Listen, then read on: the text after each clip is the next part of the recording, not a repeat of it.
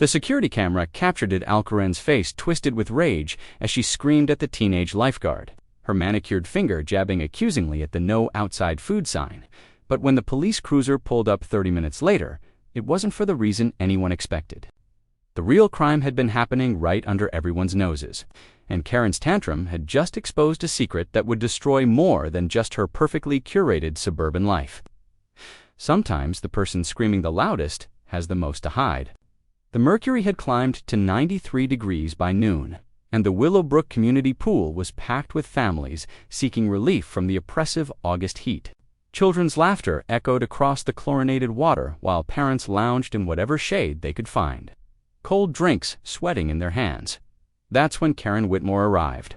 She swept through the entrance gate like a force of nature, her blonde hair pulled back in a severe ponytail that somehow managed to look both effortless and intimidating. Her designer sunglasses caught the sun as she surveyed the scene with the calculating gaze of someone accustomed to finding fault in paradise. "Excuse me," she called out to Maya Rodriguez, the 17-year-old lifeguard perched on the tall chair overlooking the shallow end. "There are people eating McDonald's by the kiddie pool." Maya glanced toward the area in question, where a young Hispanic family had spread out on colorful towels. The father was helping his toddler with a happy meal while the mother fed their baby. It was a scene of quiet domestic contentment that would have warmed most hearts. "I'm sorry, is there a problem?" Maya asked, her voice carefully neutral. She'd worked at the pool for 2 summers and had learned to recognize the warning signs of a difficult patron. Karen's laugh was sharp and humorless. "A problem there? Violating pool rules. No outside food or drinks." She gestured dramatically at the clearly posted sign. "It's right there in black and white." Maya followed her, gazed to the weathered sign that had been posted by the pool management company. She'd read it dozens of times, but she also knew that the rule was rarely enforced for families with small children. The snack bar was overpriced and offered limited options. Most parents brought something for their kids. "Well, technically," Maya began. "Technically nothing," Karen interrupted, her voice rising. "Rules are rules. Either they apply to everyone or they don't apply at all. I didn't pay my homeowners association fees to watch people flagrantly disregard community standards." The family in question looked up at the commotion, the mother's smile fading as she recognized the hostility in Karen's tone. The father stood up slowly, his jaw tightening. "Ma'am, we're just trying to enjoy the pool with our children," he said in accented English. "We didn't know." "Oh, you didn't know." Karen's voice dripped with condescension. "The sign is in English and Spanish. Unless you can't read either language." A hush fell over the nearby families. Other parents had stopped their conversations to watch the confrontation unfold. Maya felt heat rise in her cheeks, not from the sun, but from anger, Maya said, recognizing the woman now. She was notorious in the neighborhood for her complaints to the HOA about everything from lawn height to garbage can placement. "I think we can make an exception for families with young children. The snack bar doesn't have baby food, and an exception." Karen whirled around, her eyes blazing. "I want to speak to your manager now." "He's not here right now," Maya replied truthfully. Dave Martinez, the pool manager, had left an hour ago to handle a chemical delivery issue, then called him. "I can't disturb him unless it's an emergency." Karen's face was turning an alarming shade of red. "This is an emergency. These people are breaking the rules, and you're enabling them. I have every right to expect that pool regulations will be enforced equally for all residents." "They're not residents," Maya said quietly. "They're guests." It was the wrong thing to say. Karen's expression shifted from angry to triumphant, like a prosecutor who'd just gotten a confession. "Guests," she practically shrieked the word. "They're not even supposed to be here. The guest policy clearly states that residents must accompany their guests at all times. Where's the resident who signed them in?" Maya's heart sank. She glanced at the family, who were beginning to pack up their belongings with quiet dignity. The little girl was crying softly, and the baby had started to fuss. I don't know," Maya admitted. "You don't know because they snuck in here." Without authorization, Karen was in full prosecutorial mode now, her voice carrying across the pool area. "This is trespassing. I'm calling the police." "Please don't," Maya said, but Karen was already dialing her phone. The father approached the lifeguard stand, his dignity intact, despite the humiliation. "Ms., we didn't mean to cause trouble.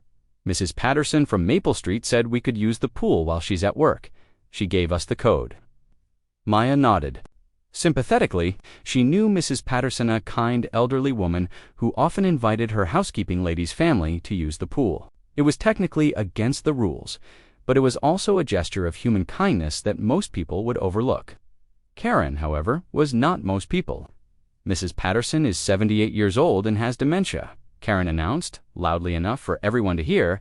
"She can't be held responsible for her actions. These people are taking advantage of a vulnerable elderly woman." The accusation hung in the air like a toxic cloud. Maya watched as the father's face went through a series of emotions: confusion, hurt, and finally, resignation. He gathered his family and began walking toward the exit. "Wait," Maya called out, climbing down from her chair. "You don't have to leave." "I can try to reach Dave." "Yes, they do have to leave," Karen snapped. "And so do you. I'm reporting this to the pool management company and the homeowners association. Your negligence has created a liability issue." As the family disappeared through the gate, Maya felt a mixture of shame and rage. She'd become a lifeguard to help people, to keep them safe and happy. Instead, she'd just watched innocent people be humiliated because of rules that seemed designed more to exclude than protect. Karen, meanwhile, was speaking rapidly into her phone. "Yes, I need to report a trespassing incident at the Willowbrook community pool. Multiple violations of posted regulations." Maya tried to focus on the pool, scanning the water for any safety issues, but her attention kept drifting to Karen's increasingly animated phone conversation. Something about the woman's tone had changed. There was an edge of panic beneath the righteous indignation. "What do you mean? Send a patrol car?" Karen's voice had risen again. "I just wanted to report the incident for the record. There's no need for 'yes, I understand its procedure.'" But Maya noticed other details now that she hadn't before. Karen's hands were shaking as she held the phone. There was a fine sheen of sweat on her forehead that seemed out of proportion to the heat, and her eyes, behind the designer sunglasses, they kept darting toward the parking lot as if she were expecting someone. "Karen Whitmore," she said into the phone, spelling out her last name, Whitmri. "I live at 1247 Willow Creek Drive." There was a pause, and Maya watched Karen's face go pale beneath her tan. "I'm sorry, could you repeat that?" Karen's voice was barely above a whisper now. "There's been what kind of warrant issued?" Maya pretended to check the pool's chemical levels, but she was listening intently. Around them, other families had resumed their activities, but she could sense the lingering tension from the earlier confrontation. Karen ended the call abruptly and stood frozen for a moment, staring at her phone. Then, with jerky movements, she began gathering her things: a designer bag, a water bottle, expensive sunglasses. "Where are you going?" Maya asked, though she immediately regretted drawing attention to herself. I forgot something at home," Karen said, but her voice sounded hollow, distracted. She was already walking toward the exit, her earlier righteous fury replaced by something that looked remarkably like fear. Maya watched her go, noting how Karen's confident stride had become hurried, almost frantic. At the gate, she fumbled with the latch, her hands trembling so badly that it took 3 attempts to open it. Just as Karen stepped into the parking lot, Maya heard the distant sound of sirens. They were still far away, but getting closer. Karen heard them too. She broke into a run, her flip-flops slapping against the asphalt as she headed for her white Mercedes SUV. Maya's radio crackled to life. "Maya, this is Dave. I'm getting weird calls from the police dispatch. Something about an incident at the pool. Are you okay?" She picked up the radio, her eyes still fixed on the parking lot where Karen was struggling with her car keys. "I'm fine, Dave, but I think we might have a problem." The first patrol car rounded the corner just as Karen's engine roared to life. Maya watched in fascination as the woman who had been screaming about pool rules 5 minutes ago now sat frozen behind the wheel, her face a mask of terror. The police car pulled into the lot, its red and blue lights painting the afternoon in urgent colors. Karen's Mercedes remained motionless, trapped between the patrol car and the concrete barrier of the pool's retaining wall. Maya's radio crackled again. "Maya, the police are asking for someone named Karen Whitmore. Apparently, she called in a complaint, but now they need to speak with her about something else." Officer Janet Chen had been with the Willowbrook Police Department for 8 years, and she'd learned to read people's faces in the first few seconds of contact. The woman behind the wheel of the white Mercedes wore the expression of someone whose carefully constructed world was collapsing in real time. "Mrs. Whitmore." Janet knocked on the driver's side window again, her partner, Officer Mike Torres, positioning himself at the passenger side. "We need to speak with you." Karen's window descended slowly, revealing a face that was pale despite the summer heat. Her earlier confidence had evaporated, replaced by the brittle composure of someone trying very hard not to fall apart. "Officers," Karen said, her voice pitched higher than normal. "I was just about to drive home. Is there something wrong?" Janet studied her carefully. The woman's hands were gripping the steering wheel so tightly her knuckles were white, and there was a slight tremor in her voice that suggested barely controlled panic. "You called in a complaint about trespassing at the community pool," Janet said. "We're here to follow up on that report." Oh, Karen's relief was palpable. Yes, of course. There was a family using the pool without proper authorization. They were also violating the no outside food policy. "I thought it was important to document the incident. Can you step out of the vehicle, please?" The request seemed to hit Karen like a physical blow. Why? I'm the one who called you. I'm the victim here." Janet and Mike exchanged glances.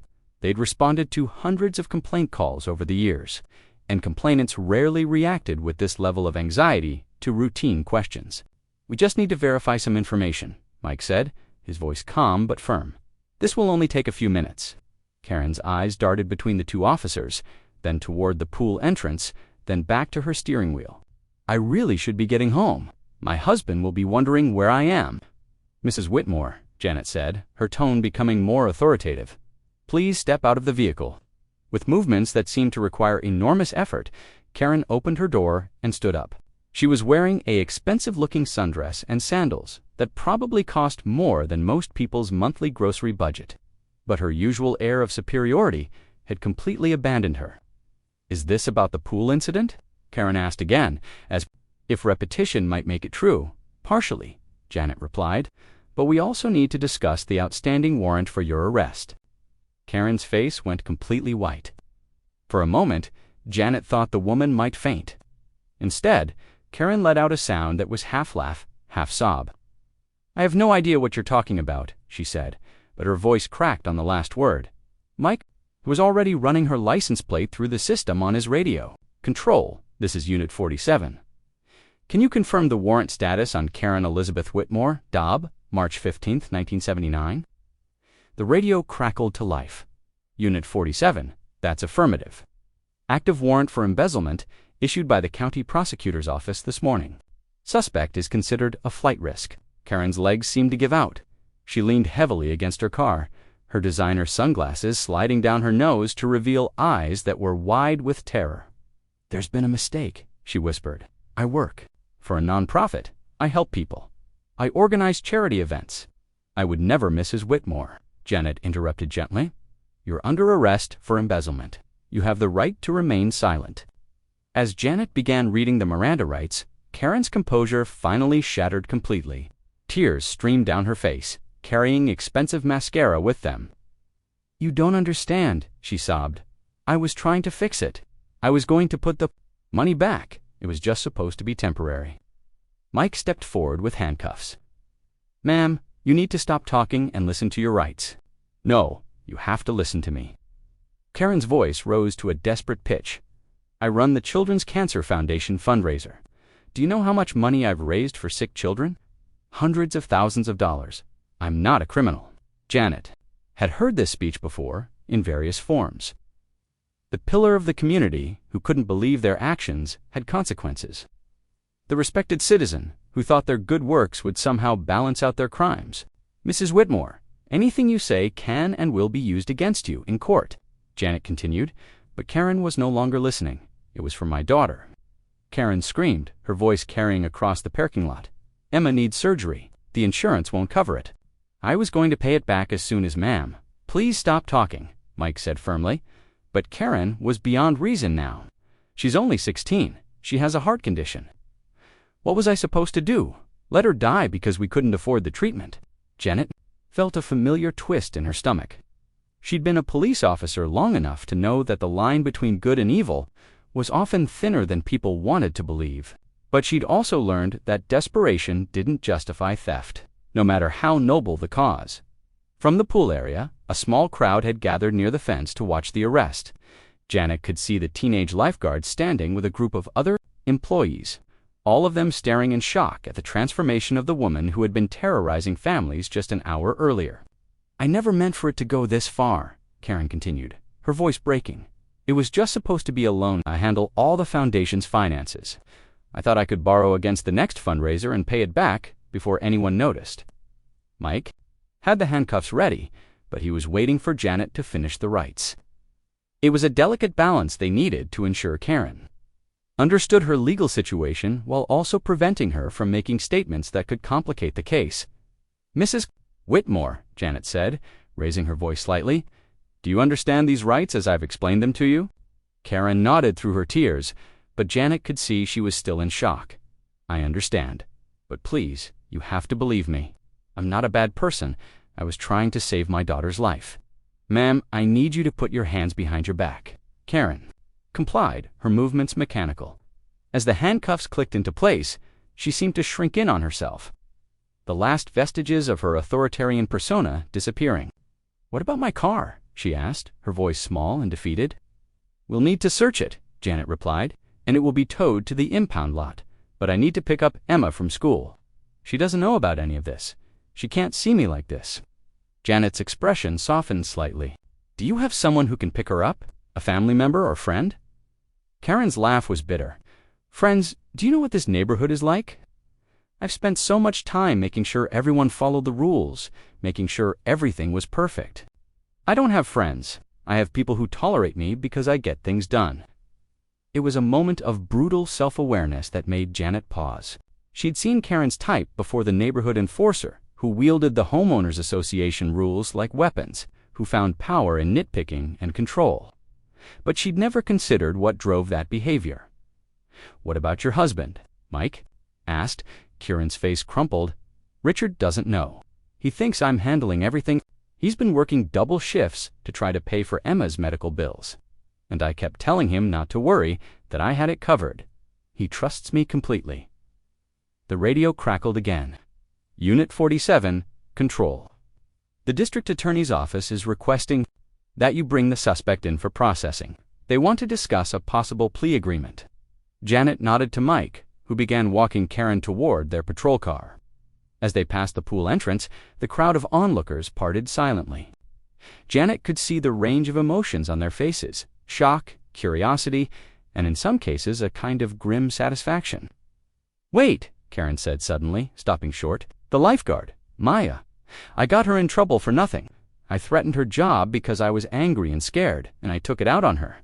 Janet glanced toward the pool, where Maya was still standing by the fence, her face pale with shock. "That's not something we can address right now," Janet said gently. "And that family," Karen continued, her voice gaining strength.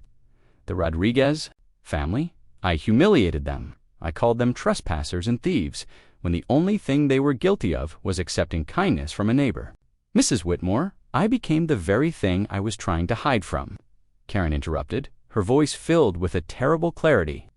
"I spent so much energy making sure everyone else followed the rules that I forgot the most important rule of all, which is," Karen looked back at the pool, where children were playing and families were enjoying a summer afternoon, oblivious to the drama that had just unfolded. "Don't hurt innocent people just because you're hurting." As they reached the patrol car, Janet opened the rear door. Karen paused before getting in, her eyes fixed on something in the distance. "There's Mrs. Patterson," she said quietly, "the elderly woman I accused of having dementia.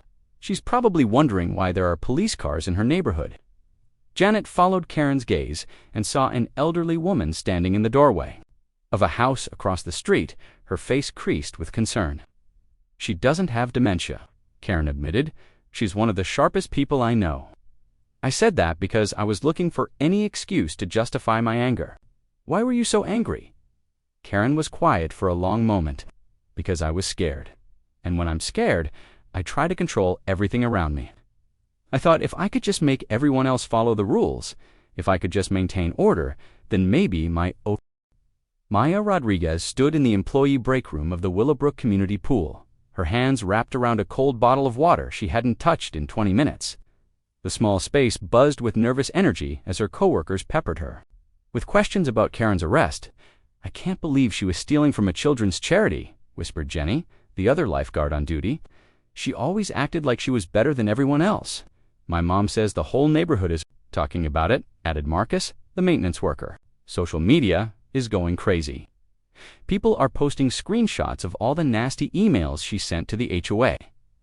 Maya's radio crackled. "Maya, this is Dave. I'm heading back to the pool. The news crews are starting to show up.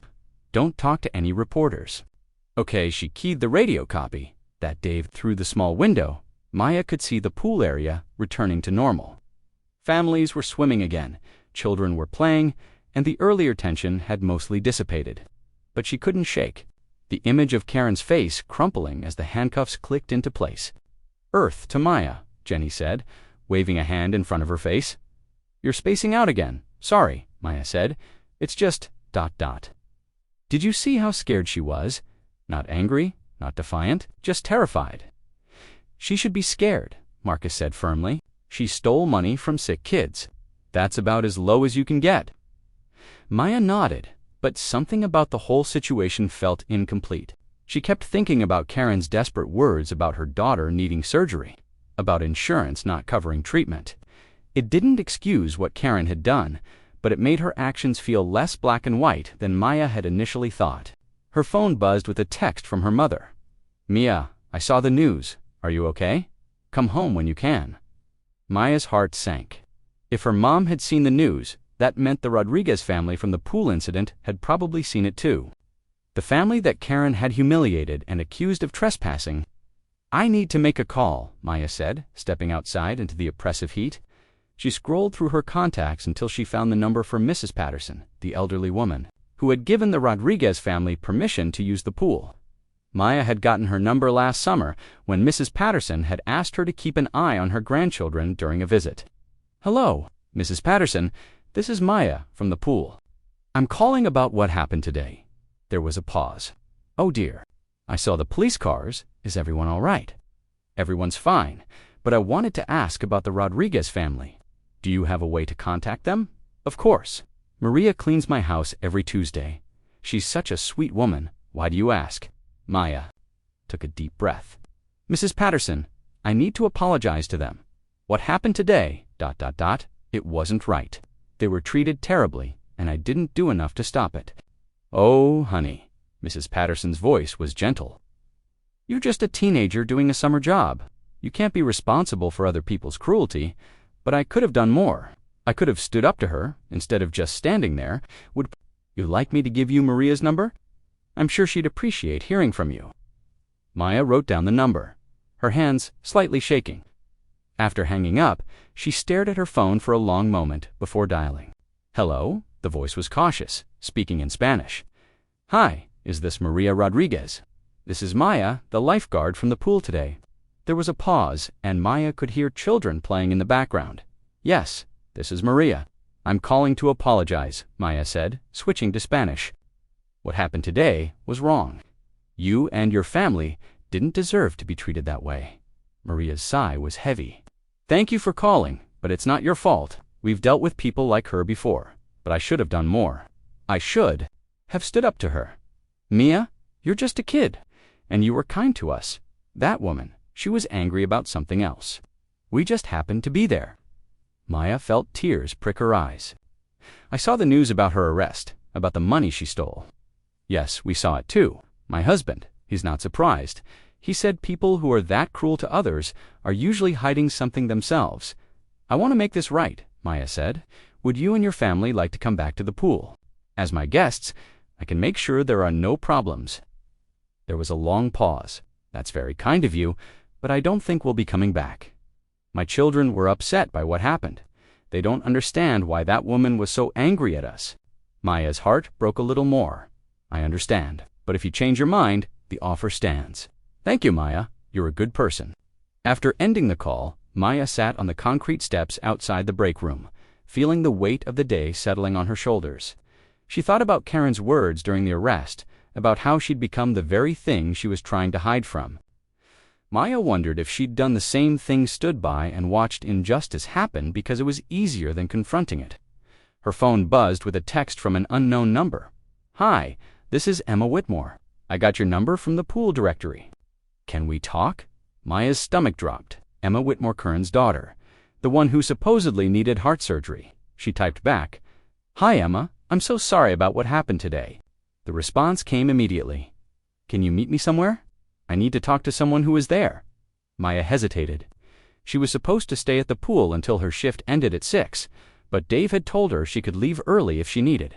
To process the day's events, "I can meet you at the coffee shop on Main Street in 20 minutes, Maya typed. "Thank you. I'll be there." Maya found Dave in his office, filling out incident reports. He looked up as she knocked on the doorframe. "How are you holding up?" he asked, his expression concerned. "I'm okay, but I need to leave a little early. Karen's daughter wants to talk to me." Dave's eyebrows rose. "Are you sure that's a good idea? This whole situation is pretty complicated. I think I need to hear what she has to say." Dave studied her for a moment, then nodded. "All right, but be careful. And if any reporters try to talk to you, you don't comment, okay?" Maya promised and gathered her things. As she walked through the pool area toward the exit, she noticed that the atmosphere had changed.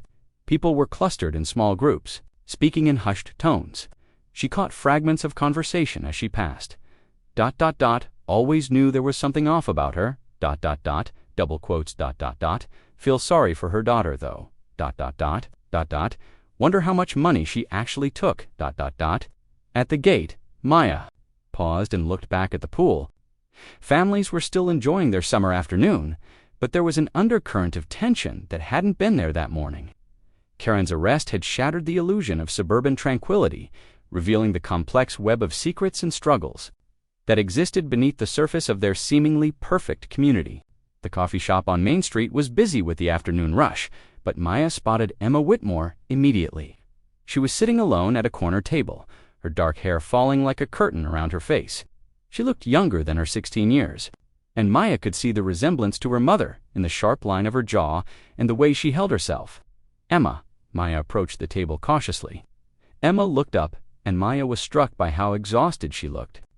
Her eyes were red-rimmed, and there were dark circles beneath them that spoke of sleepless nights. "Thank you for coming," Emma said quietly. "I wasn't sure you would." Maya sat down across from her. "How are you holding up?" Emma's laugh was bitter. "How do you think?" "My mom was arrested for stealing money from a children's charity. Half the neighborhood probably thinks I'm dying of cancer or something. Aren't you?" Maya asked gently. "Your mom said you needed heart surgery." Emma's face twisted with pain. "That's the worst part. It's all true. I do have a heart condition. I do need surgery. And insurance really won't cover it because they consider it experimental." Maya felt a wave of confusion. "Then why do you sound like you're angry at her?" "Because she didn't tell me." Emma's voice cracked. "She's been handling everything, telling me not to worry, that she had it figured out. I thought she was working with the insurance company, maybe setting up a payment plan. I had no idea she was stealing money." Emma wiped her eyes with a napkin. "Do you know what it's like to find out that your medical bills turned your mom into a criminal? To know that children with cancer might not get the help they need because my mom stole their money?" Maya reached across the table and touched Emma's hand. "It's not your fault, isn't it?" Emma's voice was raw. "If I didn't need this surgery, none of this would have happened. That family, your mom humiliated, your job being threatened, all of it hits because of me." "No," Maya said firmly. "It's because your mom made a choice. A desperate choice, maybe, but still a choice." "You didn't ask her to steal money?" Emma was quiet for a long moment, staring at her untouched coffee. "I keep thinking about all the times she yelled at neighbors about stupid stuff. Grass being too long, garbage cans being out on the wrong day, people not following HOA rules. She was always so angry, so controlling. Maybe that was her way of dealing with feeling helpless," Maya suggested. "When you can't control the big things, sometimes you try to control everything else." "But she hurt people," Emma said, "and now everyone's going to know why. They're going to look at me and think about what she did. They're going to wonder if I knew, if I was part of it." Maya squeezed Emma's hand. The Willowbrook Community Center had never hosted a meeting quite like this one, their voices creating a low hum of nervous energy that seemed to vibrate through the walls. Maya sat in the back row, her stomach tight with anxiety. But what Maya was about to propose would either unite the community or tear it apart. At the front of the room, the position after no one else volunteered, and he looked deeply uncomfortable with the attention. "I know everyone's here because of recent events," Robert began, his voice barely carrying to the back of the room. "The arrest of Karen Whitmore has raised questions about our community, our values, and how we move forward." A hand shot up immediately. Maya recognized Mrs. Williams from Maple Court, a retired teacher who had frequently clashed with Karen over noise ordinances. "I want to know how much money she stole," Mrs. Williams demanded, "and I want to know if any of it came from our HOA. Robert consulted his notes. According to the district attorney's office, Mrs. Whitmore is accused of embezzling approximately $127,000 from the Children's Cancer Foundation over the past 18 months. None of our HOA funds were involved. How could no one notice that much money missing?" asked another voice. Robert held up his hands for quiet. "The foundation has released a statement saying they're conducting a full audit and implementing new financial controls." The others, despite her age, her voice carried clearly through the hall. "But I've lived in this neighborhood for 43 years, and I've watched us become a community that values rules over kindness, order over compassion. I'm saying we need to ask ourselves how. We got to a place where a desperate mother felt she had no choice but to steal rather than ask for help." Maya felt her heart racing. This was her moment. She stood up slowly, her legs unsteady. "I'd like to say something," she called out. Robert looked surprised. "Maya Rodriguez, you're the lifeguard who was there during the incident." "Yes, sir." Maya's voice was stronger than she felt. "I witnessed what Mrs. Whitmore did to the Rodriguez family. They're not related to me, by the way. And I need to tell you something that's been bothering me. Her Courage, Mrs. Whitmore's daughter Emma, has a heart condition. She needs surgery that insurance won't cover. The family was facing a choice between letting their daughter die or finding another way to pay for treatment. That doesn't excuse theft," someone called out. "You're right," Maya agreed. "It doesn't. But here's what I want to know. If Emma Whitmore had come to this community and asked for help, what would we have done? Would we have organized fundraisers? Or would we have told them it wasn't our problem?" Mrs. Williams stood up. "That's not fair, and from what I've seen, this community is really good at enforcing rules and really bad at showing compassion." Robert looked nervous, surprising herself with her boldness. Emma Whitmore is an innocent 16-year-old girl who's going to die without surgery. Her mother made terrible choices trying to save her, and now Emma feels guilty for being sick. She thinks it's her fault that her mom became a criminal. Maya's voice broke slightly. "That family that Mrs. Whitmore humiliated at the pool, they understood something we don't. When I called to apologize, she looked around the room, making eye contact with as many people as possible. Mrs. Whitmore was cruel because she was desperate and scared. But what's our excuse for being cruel to her daughter?" A new voice spoke up from the left side of the room. "What exactly are you proposing?" "I'm proposing that we raise money for Emma Whitmore's surgery." The reaction was immediate and explosive. Robert banged his gavel repeatedly, trying to restore order. "She's the daughter of a thief," Mrs. Williams yelled over the noise. "She's a sick child," Mrs. Patterson shot back. Maya remained standing as chaos swirled around her. She caught sight of a familiar face near the front. Maria Rodriguez, the woman Karen had humiliated at the pool. Their eyes met, and Maria nodded once, a gesture of support that gave Maya strength. "Order," Robert called out. "Let's have order, please." Gradually, the room quieted. Robert wiped sweat from his forehead with a handkerchief. "Maya," he said carefully, "what you're suggesting is ... complicated. The legal implications alone there." "Are no legal implications," Maya interrupted. "Emma didn't commit any crimes. She's not responsible for her mother's actions, and she's going to die if she doesn't get surgery." A man Maya didn't recognize stood up, "because I can verify it." Everyone turned to see Dr. Sarah Kim, a cardiologist who lived on Birch Street. "The girl has a complex congenital heart defect that requires specialized surgery." Without intervention, her life expectancy is significantly limited. How limited? Someone asked. Dr. Kim's expression was grim. Months, not years. The room fell silent again. Maya could hear the air conditioning cycling on, the distant sound of traffic outside, the soft rustle of clothing as people shifted in their seats. Mrs. Williams was the first to speak. Even if the girl is really sick, why should we help her? Her mother stole money that was supposed to help other sick children. Because a new voice said quietly, "That's what neighbors do." Maya turned to see Richard Whitmore standing near the side entrance. Karen's husband looked like he'd aged years in the past 3 days. And impossible decisions. "Mr. Whitmore," Robert said gently, "I'm not sure it's appropriate for you to be here." "I'm still a resident," Richard replied, his voice hoarse. "I still pay my HOA dues, and I have something to say." He walked slowly to the front of the room, every eye following his movement. When he turned to face the crowd, Maya could see tears on his cheeks. "My wife did something terrible," he began. "Our daughter, who needed it, there's no excuse for that. None." His voice grew stronger. "But I want you to know who Karen really was before desperation broke her. She organized every charity drive in this neighborhood for 8 years. She coordinated disaster relief efforts." Richard's hands were shaking. "She became the enforcer of rules because she believed in community standards. She thought if everyone just followed the rules, we could all live in harmony. But when our daughter got sick and the bills started piling up, Karen couldn't follow her own rules anymore." He looked directly at Maya. "This young woman is right.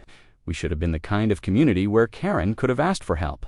Instead of feeling like she had to steal, we should have been the kind of neighbors who noticed when someone was struggling instead of just criticizing." When they made mistakes, Richard's voice broke completely. "My daughter is going to die, and my wife is going to prison, and I have to live with the knowledge that maybe, if we'd been better neighbors to each other, none of this would have happened." The silence that followed was profound. Maya could see people wiping their eyes, could feel the emotional weight of Richard's words settling over the room. Finally, Mrs. Patterson stood up again. "I'd like to make a motion," she said clearly. "Second the motion," came a voice from the back. Maya turned to see who had SP. 2 months later, Maya stood in the same community center where she'd challenged her neighbors to choose compassion over judgment. But tonight, the atmosphere was entirely different. Played soft jazz in the corner, and the smell of donated catered food filled the air. The Heart of Willowbrook fundraiser had exceeded everyone's expectations. Local businesses had donated prizes for the silent auction.